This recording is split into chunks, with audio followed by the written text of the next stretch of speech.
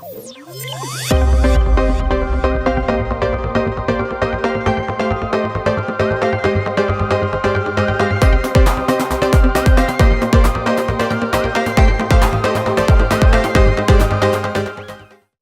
to KDRTV, Governor Joyce Laboso. My name is Omweri. I'm a Kenyan living in diaspora. And first of all, I would love to welcome you to Santa Fe, New Mexico. What experience have you seen or have you learned from this session of the NGA? Thank you very much, Omweri. First of all, to say we've had a very, very great welcome in this state of New Mexico, and particularly here in Santa Fe.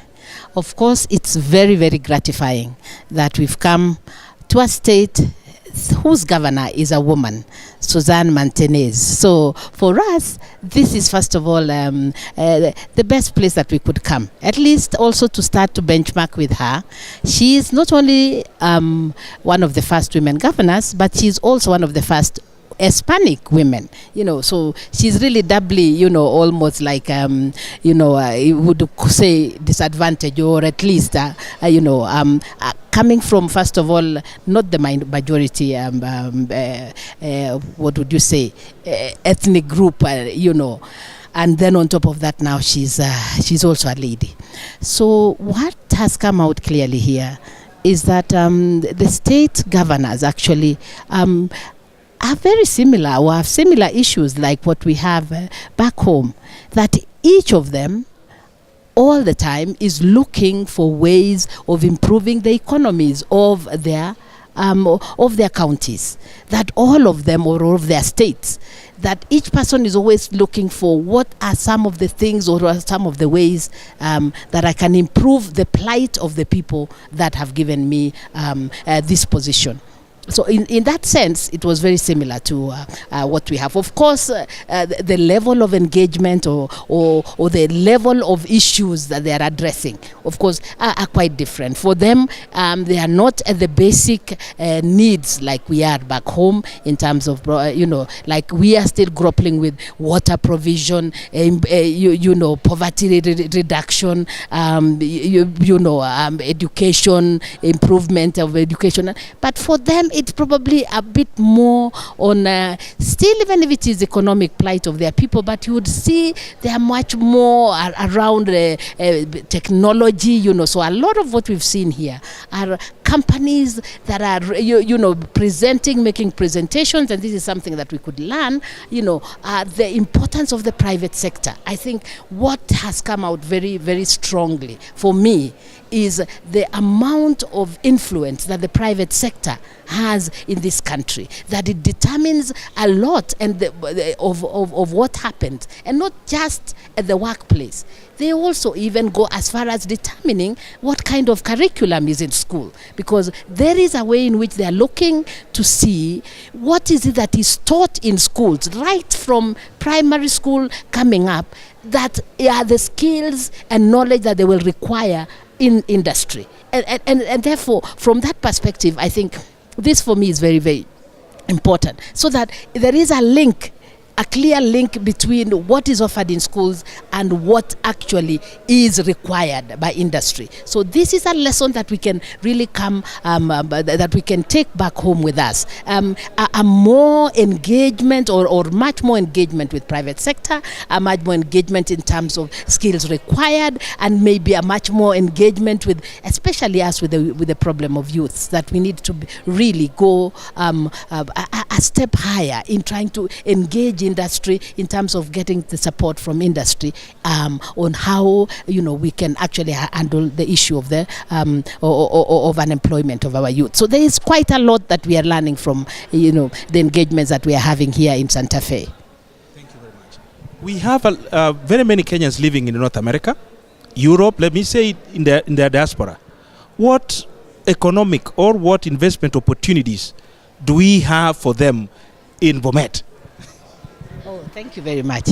I would really like to encourage my Kenyans, especially those from Bomet and even from other counties, to really come and join us in building Bomet. Bomet is a small, it's a relatively small county with a lot of business opportunities. I see the housing industry is really growing. Even the hospitality industry is one that is also really just picking up. Remember that Bomet is very close to the Mara, so in that sense, there is a way in which you can have both worlds of the tea industry, which is a big part of Bomet. We have the tea industry on one side, and there is a way in which we are thinking of doing a tourist circuit that goes into the tea industry and eventually lands or ends in the Mara for the animals.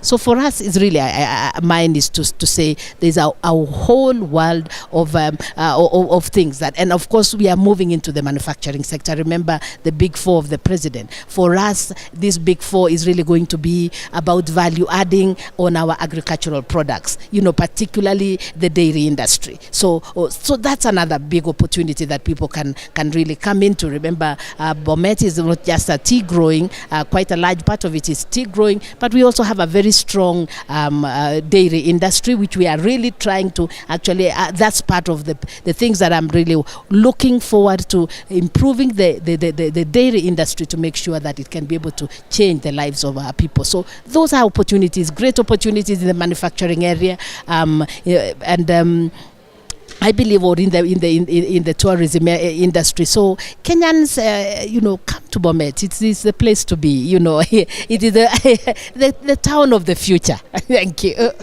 Thank you very much. My last question for you, Governor. We have this new brilliant idea you have in the Lake region, and you double up as the vice chairman. What does the Lake region actually have for investors? Not only Kenyans, but everyone wants actually to come to invest in Kenya, even if it's an American, a British. What can you tell investors?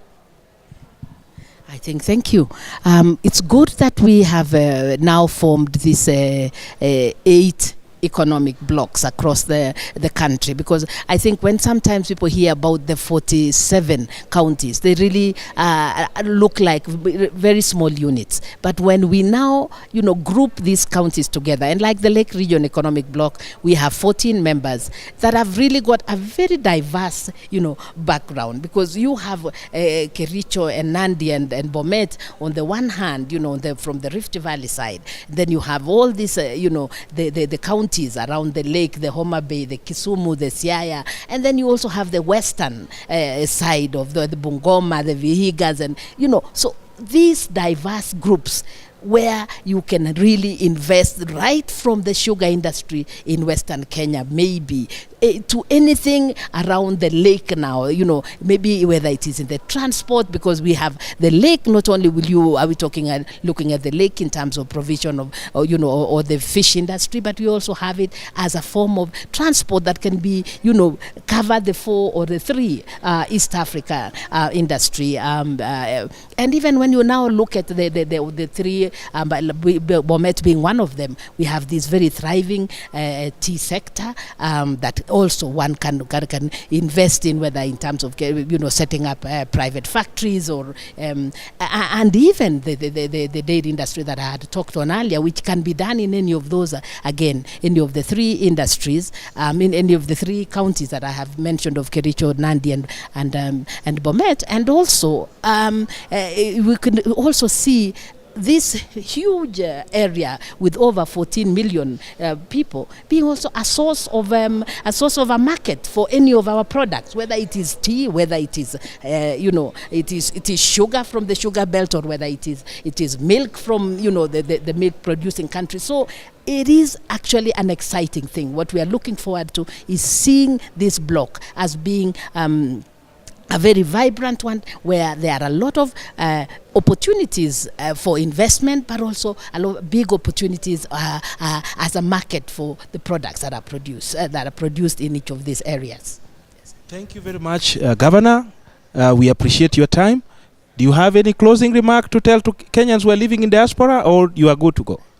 I think just to really wish them all the best and to tell them that Kenya is really on the verge of a very important, leap in terms of this devolution. That devolution is working, and that a lot of our counties are rising. There is a lot of development that is in place. Yes, we have our challenges. Our challenges are not over, but those are not to stop us from really looking, further afield and learning from even some of the mistakes that have been made, but to really tell Kenyans, come home, join us in building our counties. Thank you very much. Thank you very much, Governor. Thank you very much.